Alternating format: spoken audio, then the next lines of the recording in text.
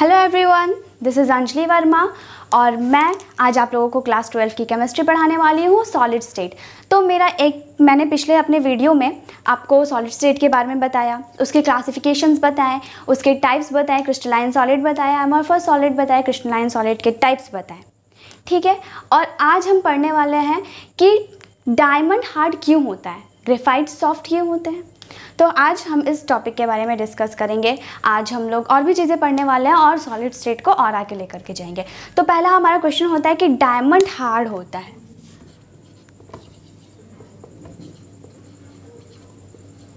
Diamond is hard while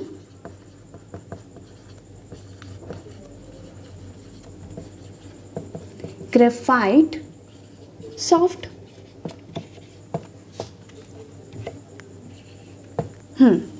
diamond is hard while graphite soft क्यों होता है?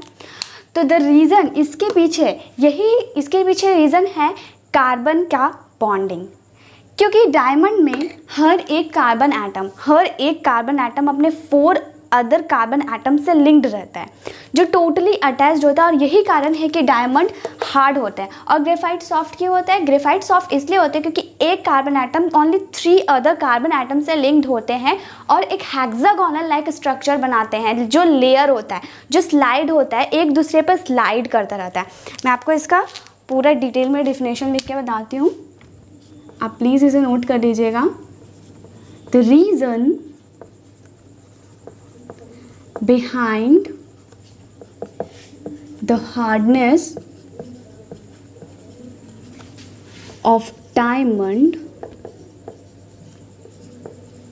and softness of graphite is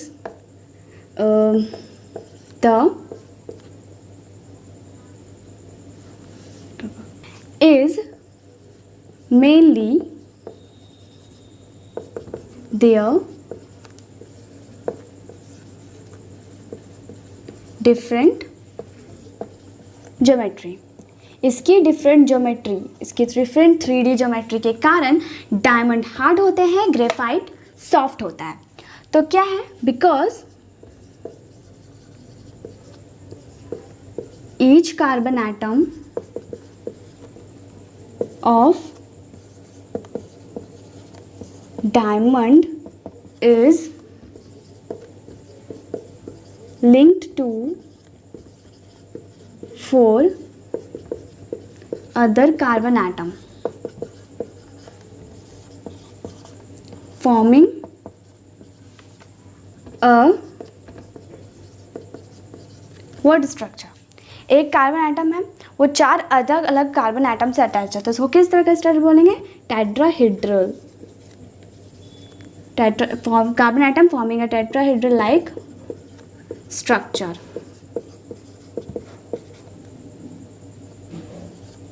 this make diamond hard while in graphite one carbon atom या फिर each carbon atom is linked only 3 other carbon atom forming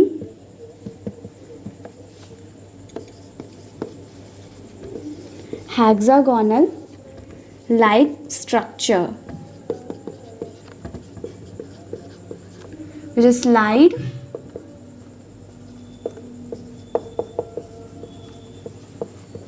over each other। क्या करते हैं? एक दूसरे के ऊपर एक लेयर बना हुआ रहता है, एक नीचे लेयर बना हुआ और ऊपर एक और लेयर हेक्सागोनल का स्ट्रक्चर का पूरा लेयर, फिर लेयर, और ये क्या होता है, एक दूसरे पे स्लाइड करते रहते हैं, एक दूसरे पे फिसलते रहते हैं। मैं आपको ज्योमेट्री भी बता के दिखाऊंगी, आप इसे स्क्रीनशॉट ले लीजिए। ज्योमेट्री ऑफ डायमंड कहेंगे। मैंने कहा था कि एक कार्बन एटम रहता है वो 4 अलग अलग कार्बन, मतलब 4 कार्बन एटम से अटैच्ड होता है। एक कार्बन एटम है,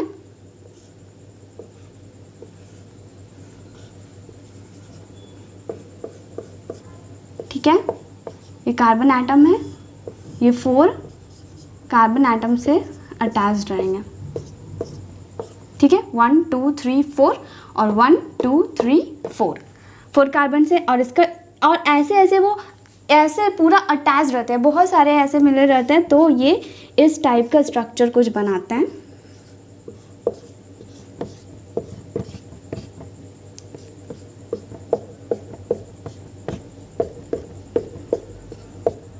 ठीक है, ये है geometry of diamond. Geometry of diamond हमने क्या देख लिया। अब हम ज्योमेट्री ऑफ ग्रेफाइट ज़रा सा देख लेते हैं, ग्रेफाइट की ज्योमेट्री। ज्योमेट्री ऑफ ग्रेफाइट,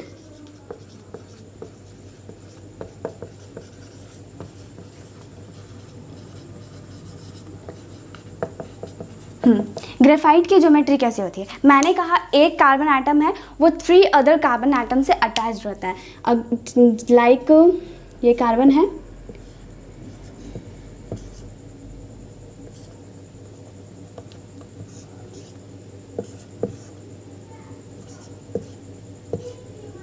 ठीक है, ये 3 कार्बन एटम से अटैच्ड है।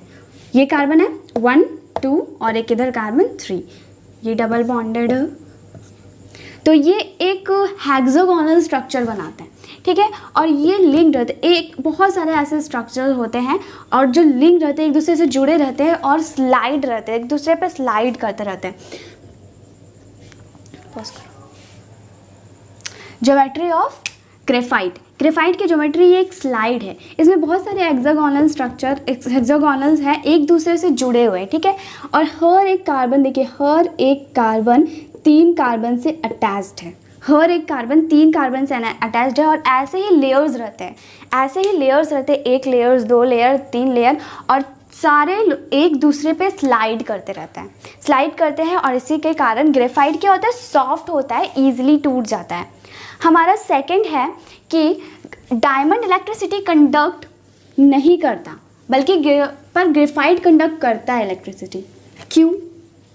डायमंड इलेक्ट्रिसिटी कंडक्ट नहीं करते पर ग्रेफाइट इलेक्ट्रिसिटी कंडक्ट करते हैं। क्यों करते हैं? क्यों करते हैं? डायमंड इलेक्ट्रिसिटी कंडक्ट नहीं करते बल्कि पर ग्रेफाइट इलेक्ट्रिसिटी कंडक्ट करता है। क्यों? क्योंकि डायमंड का मैंने बताया जो एक कार्बन होता है वो 4 अदर कार्बन से अटैच्ड होते हैं, ठीक है, 4 अदर कार्बन से वो अटैच्ड होते हैं, जिसके कारण उनके पास कोई भी फ्री इलेक्ट्रॉन नहीं करता डीलोकलाइज के लिए। इस यही कारण है कि इलेक्ट्रिसिटी कंडक्ट नहीं करते। पर अगर हम ग्रेफाइट की बात करें तो एक कार्बन है वो 3 अदर कार्बन से अटैच्ड है और उनके पास पाई इलेक्ट्रॉन्स भी होते हैं, हेक्सागोनल स्ट्रक्चर होता है और इनके पास पाई इलेक्ट्रॉन्स होते हैं डीलोकलाइजेशन के लिए, ये डीलोकलाइज कर सकते हैं, ये डीलोकलाइज करते हैं। यही कारण है कि ग्रेफाइट इलेक्ट्रिसिटी कंडक्ट करता है पर डायमंड इलेक्ट्रिसिटी कंडक्ट नहीं करता। अब हमारा नेक्स्ट टॉपिक है क्रिस्टल लैटिस। क्रिस्टल लैटिस क्या होता है?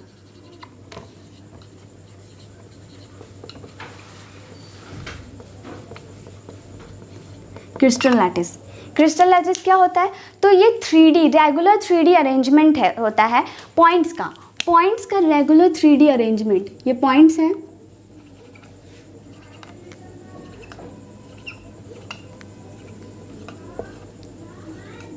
तो रेगुलर 3D अरेंजमेंट होता है इन पॉइंट्स का। Regular 3D arrangement of points in space is called crystal lattice. Crystal lattice वो होता है कि रेगुलर 3D अरेंजमेंट होता है पॉइंट का, कॉन्स्टिट्यूएंट पार्टिकल्स का स्पेस में, और इसी को क्रिस्टल लैटिस बोलते हैं। मैं यहाँ पर डेफिनेशन लिखती हूँ। द रेगुलर 3D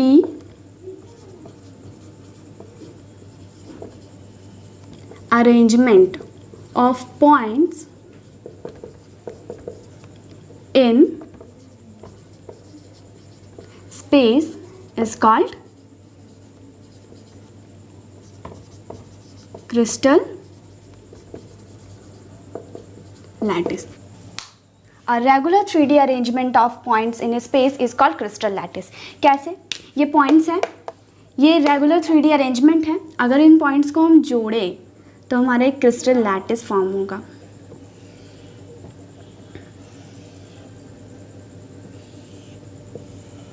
देखिए, ये इस पॉइंट्स को हम जोड़ते हैं, ये सारे पॉइंट्स को अगर हम जोड़ेंगे तो ये हमारा एक क्रिस्टल लैटिस फॉर्म नहीं हो, ये एक यूनिट सेल है, ये एक अकेला है, ये एक यूनिट सेल है, इसको यूनिट सेल बोलेंगे।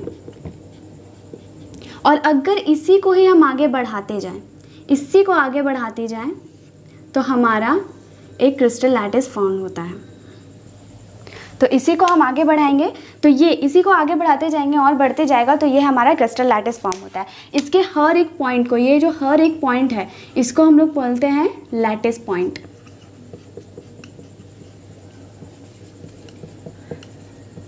ये हो गया lattice point, crystal lattice, unit cell. अब यूनिट सेल क्या होता है?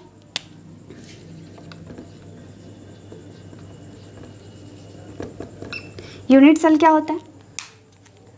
तो एक सेल जैसे हम लोग घर बनाते हैं ना, तो घर बनाते हैं तो उसमें ईंटा लगाते जाते हैं, ईंटा लगाते जाते हैं, तो उससे क्या होता है, एक पे एक ईंट लगाते हैं, उससे क्या होता है, हमारा पूरा घर फॉर्म होता है। लेकिन अगर उसको एक ईंट को हम निकालें तो this is called unit cell, उस ईंट को हम बोलेंगे यूनिट सेल। ये छोटा बढ़ता जा रहा है और ये ही बढ़ के पूरा एक क्रिस्टल लैटिस बनाता है, पर एक सिंगल क्यूब को हम लोग बोलेंगे यूनिट सेल। यूनिट सेल क्या होता है? तो unit cell the smallest unit cell मैंने आपको बताया अभी ब्रिक्स। तो the smallest unit of a crystal lattice which repeated 3D, the smallest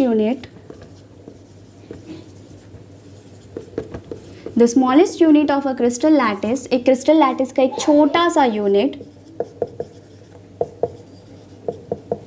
which repeat a smallest unit of crystal lattice which repeated in 3D what?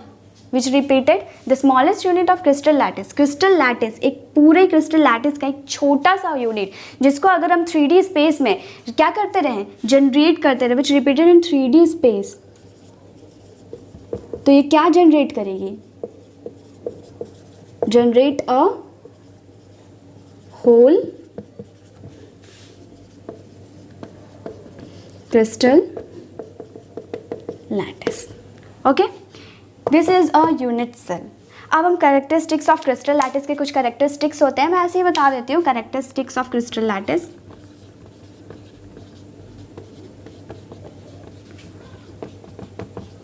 Characteristics of crystal lattice, ठीक है।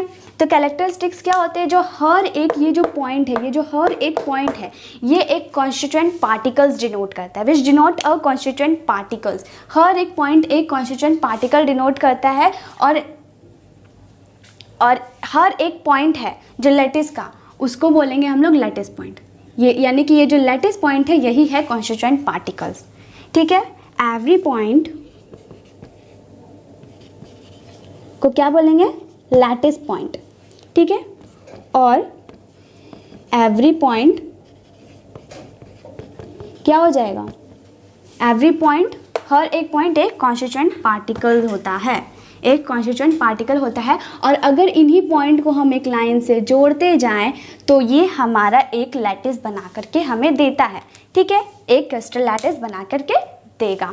अब characteristics, अब unit cell है तो इसके unit cell की ये edges होती हैं, ठीक है, ये एजेस हो गई, हाँ। और कुछ एंगल्स होते हैं, अल्फा, कुछ एंगल होंगे बीटा, ठीक है, और गामा, ऐसे कुछ एंगल्स होते हैं, अल्फा, बीटा, गामा। तो अब हम पढ़ेंगे टाइप्स ऑफ यूनिट सेल। तो यूनिट सेल के तो वैसे 4 टाइप्स होते हैं, पर मेनली हम इसको 2 टाइप में डिवाइड करते हैं, ठीक है। पहला टाइप हो गया प्रिमिटिव यूनिट सेल,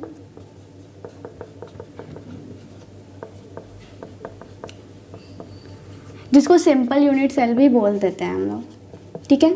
और सेकंड वन हो गया centred unit cell.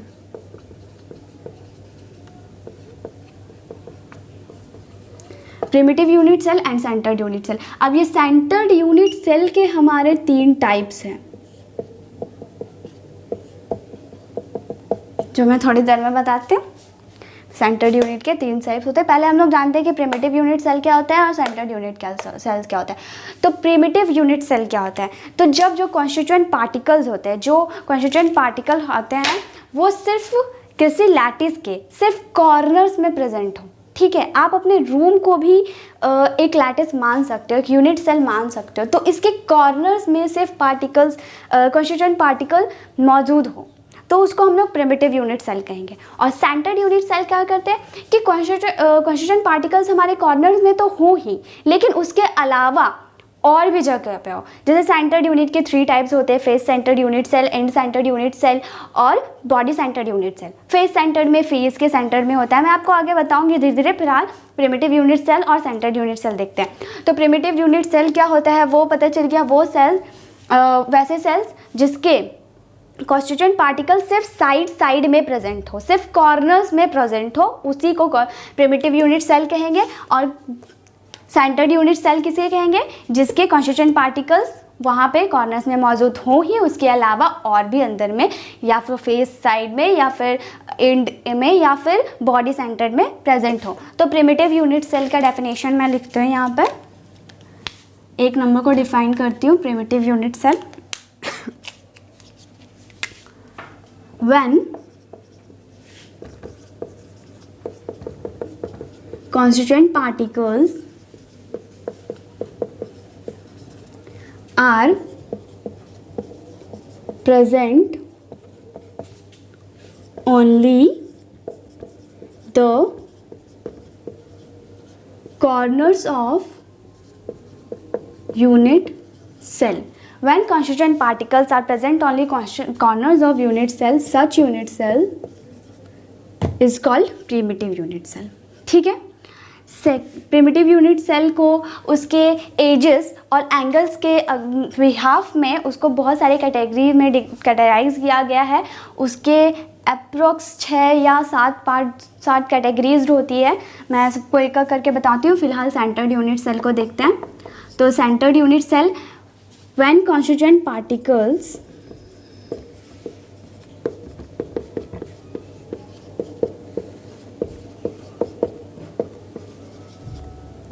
are present, when constituent particles are present at different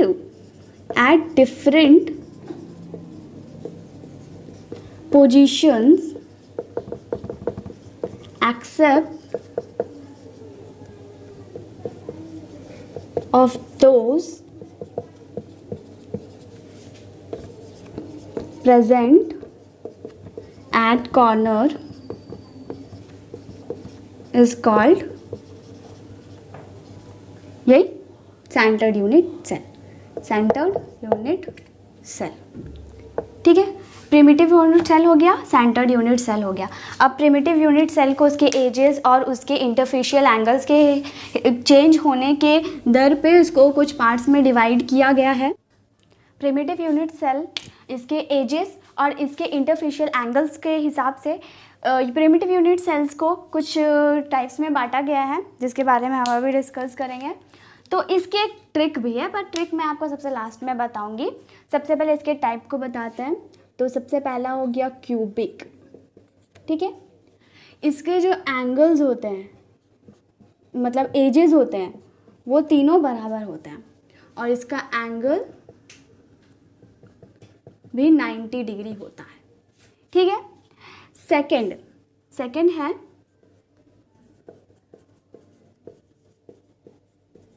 tetragonal. Second है टेट्रागोनल। इसके 2 एजेस बराबर होते हैं पर तीसरा एज बराबर नहीं होता और इसके भी सारे एंगल्स 90 डिग्री होते हैं। Cubic, tetragonal. ट्रिक मैं बताती हूँ, CTORHMT,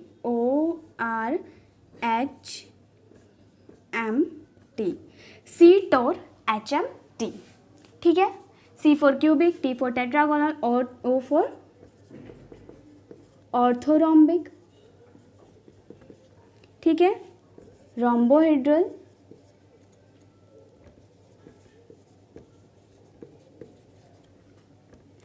ऑर्थोरोम्बिक के तीनों बराबर नहीं होते, तीनों एजेस बराबर नहीं होते, और इसके एंगल्स,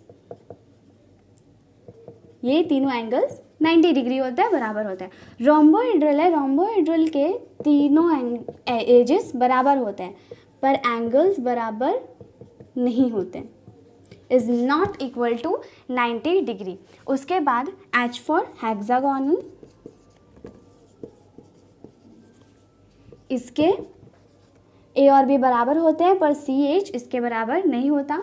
इसमें अल्फ़ा और बीटा 90 डिग्री होता है बट गामा की वैल्यू 120 डिग्री होती है। उसके बाद हेक्सागोनल हो गया, मोनोक्लिनिक, इसमें ये तीनों बराबर नहीं होते, तीनों एजेस बराबर नहीं होते। Alpha is equal to beta is equal to 90 degree तो होती है पर गामा 120 डिग्री नहीं होती। और लास्ट HMT, लास्ट हो गया मेरा ट्राइक्लिनिक। ट्राइक्लिनिक के भी तीनों एजेस बराबर नहीं होते हैं और इसके अल्फ़ा बीटा भी 90 डिग्री के बराबर नहीं होते और गामा भी 120, गामा तीनों 90 डिग्री के बराबर नहीं होता। Alpha beta gamma not equal to 90 degree. Primitive unit cell हम लोगों ने पढ़ ली, उसके एजेस और उसके इंटरफेशियल एंगल्स के से कारण उसके जो टाइप्स ऑफ स्क्वायर बनते हैं, टाइप ऑफ यूनिट सेल्स बनते हैं, उसके बारे में भी हम लोगों ने पढ़ लिया। अब एक चीज़ और, प्रिमिटिव यूनिट सेल के जो सेल का जो क्यूब होता है, वो जो क्यूब होता है अगर हम उसमें स्फीयर्स डालें, अगर स्फीयर्स डालें उसमें, तो एक जो ये यूनिट सेल हुआ,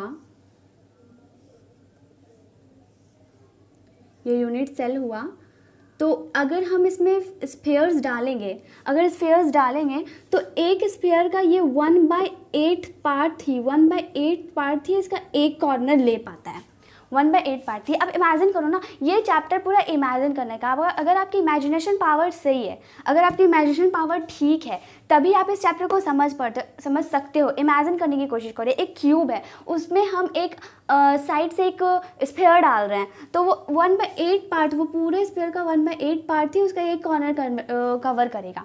और इसके कुल कितने कॉर्नर्स होते हैं? 1 2 3 4 5 6 7 8 कॉर्नर्स, यानी कि 8 into 1/8, that means 1 whole sphere.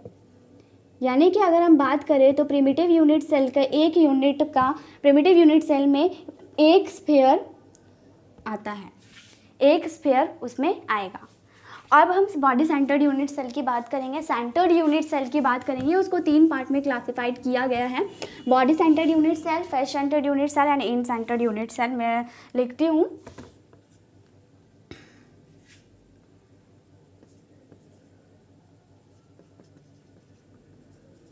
Centred unit cell, इसको 3 भागों में बांटा गया है, ठीक है। पहला हमारा हो गया बॉडी सेंटर्ड यूनिट सेल, फिर हो गया हमारा फेस सेंटर्ड और एक इंड सेंटर्ड यूनिट सेल। चलिए हम एक एक करके इन सब के बारे में एक्चुअली एक ही साथ बात कर लेते हैं, कोई बड़ी चीज़ नहीं है। तो body centred unit cell, body centred unit cell क्या होता है? जो यूनिट सेल है उसके हर एक कॉर्नर्स में तो कॉन्स्टिट्यूएंट पार्टिकल्स मौजूद होंगे, हर एक कॉर्नर्स में कॉन्स्टिट्यूएंट पार्टिकल्स मौजूद होंगे, पर इसके अलावा इसके बॉडी के सेंटर में भी कॉन्स्टिट्यूएंट पार्टिकल मौजूद होगा। लाइक ये हमारा एक यूनिट सेल है, ठीक है। हाँ, तो जो इसके constituent particles, body centred unit cell है, तो इसके कॉन्स्टिट्यूएंट पार्टिकल्स यहाँ पे कॉर्नर्स पे प्रेजेंट रहेंगे, कॉर्नर्स के पे प्रेजेंट रहेंगे, पर इसके अलावा बॉडी के बिल्कुल सेंटर में, मतलब एक स्क्वायर है ना, समझो एक स्क्वायर है, उसके बीच में हमने बॉल लाकर ऐसे रख दिया बीच में, ठीक है, स्क्वायर है, बीच में एक बॉल लाकर रख दिया, तो साइड से स्फीयर्स हैं और बीच में एक स्फीयर है, ठीक है, बीच में हमारा एक बड़ा सा स्फीयर है, फिर इधर साइड से स्फीयर्स हैं, ठीक है, ये साइड से स्फीयर है, पूरा भरा हुआ है ये। हाँ, तो इसी को बॉडी सेंटर्ड यूनिट सेल कहेंगे। फेस सेंटर्ड किसे कहेंगे? फेस सेंटर्ड कहेंगे। ये क्यूब है एक, ठीक है, एक्चुअली यूनिट सेल है ये एक, इसके भी कॉन्स्टिट्यूएंट पार्टिकल्स, इसके कॉन्स्टिट्यूएंट पार्टिकल्स इसके साइड में, इसके कॉर्नर्स में प्रेजेंट रहेंगे, यहाँ पे, यहाँ पे, यहाँ पे, ठीक है, सभी जगह सारे कॉर्नर्स में प्रेजेंट रहेंगे। और इसके अलावा फेसेस में ये एक फेस हुआ, ये दूसरा फेस हुआ, ये तीसरा, ये चौथा, ये आगे वाला, ये आगे, ये फ्रंट वाला, ये, और ये एक पीछे वाला, ठीक है, कुल मिला के 6 फेसेस होते हैं। We know that. रूम को इमेजिन करो ना, रूम को इमेजिन करो, यहाँ पे 6 फेसेस होते हैं, 1 2 3 4 5 एंड 6। तो इनके कॉर्नर्स में तो सारे हैं, कॉर्नर में कॉन्स्टिट्यूएंट पार्टिकल्स मौजूद हैं, पर इसके अलावा इसके ऊपर, इसके फेस पे, हर एक फेस पे एक स्फीयर है, हर एक फेस पे कॉन्स्टिट्यूएंट पार्टिकल्स है। तो ऐसा सोचो ना कि यहाँ पे कॉन्स्टिट्यूएंट पार्टिकल है, ये इसमें एक बॉल को लाके हमने सीधा रख दिया, और तो ये एक हो गया, प्लस अब हम जानते हैं सारे कॉर्नर्स में एक होता है ना, हमने अभी कैलकुलेट किया था, 8 × 1/8 कैंसिल आउट हुआ था, एक आया था, तो एक होता है, तो यहाँ पे हो गया एक, यानी कि इसमें 2 होते हैं। कितने कॉन्स्टिट्यूएंट पार्टिकल्स होते हैं इसमें? 2। इसका अगर हम लोग बात करें, वी टॉक अबाउट दिस, तो इसके साइड में तो सारे कॉर्नर्स मिला के एक हो गए, प्लस अब इसको देखो ये जो देखिए, ये जो हमारा फेस है, अगर हम इसमें स्फीयर लाके रखें, स्फीयर कोई ऊपर से लगा हुआ है, यहाँ पे ऊपर से स्फीयर रखा हुआ है, ऊपर से है, तो स्फीयर का तो आधा ही पार्ट यहाँ पे हम लोग को इमेजिन होगा ना, स्फीयर के, इस स्क्वायर के अंदर इसका आधा ही पार्ट आएगा, पूरा तो आएगा नहीं, आधा ऊपर रहेगा, आधा अंदर रहेगा, तो आधा इस फेस का, आधा इस फेस का, आधा इस फेस, आधा इस फेस, आधा ये, तो कुल मिला के कितने फेसेस? 6 फेसेस होते हैं, सब में हाफ स्फीयर्स आएंगे, तो कुल मिला के कितने स्फीयर्स हो जाएंगे हमारे? 3। तो इसमें कॉन्स्टिट्यूएंट पार्टिकल्स कितने होते हैं? 4। 3 + 1 4। अगर इन सेंटर्ड क्यूबिक यूनिट सेल का हम लोग बात करें, तो ये भी हमारा एक यूनिट सेल हो गया, ठीक है।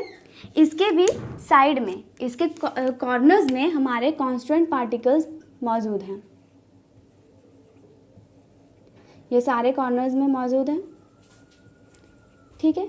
और इसके अलावा इसका नाम क्या है? एंड सेंटर्ड, यानी कि एंड में कोई भी आप एक एंड चुन लो, ये वाला या ये वाला या ये वाला, कोई भी एक कॉन्स्टिट्यूएंट पार्टिकल्स इसके कॉर्नर्स में तो मौजूद होते हैं, और इसके अलावा एंड में होते हैं। आप कोई भी एंड ले लो, ऊपर नीचे वाला एंड ले लो या फिर साइड वाला ले लो, तो ऊपर नीचे ये एंड में, एंड्स में, 2 फेजेस में, मतलब 2 फेजेस में मौजूद रहते हैं constituent particles.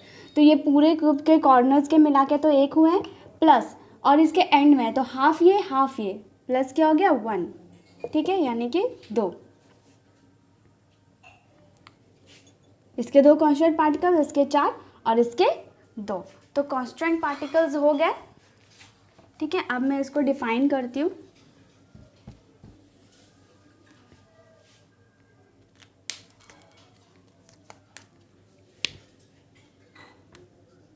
The unit cell in which constituent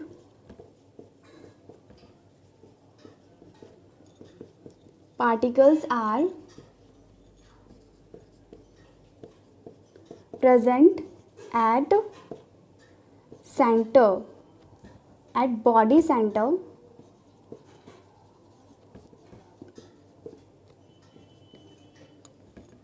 addition of those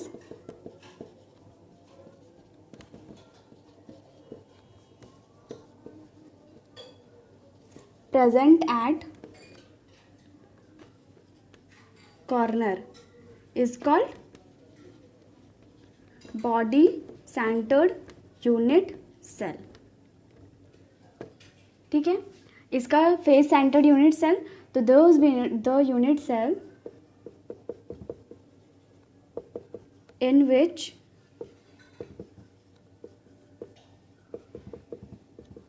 constituent particles are present in all faces, addition of those present at corner. ठीक है, और इसमें present at two ends, addition of those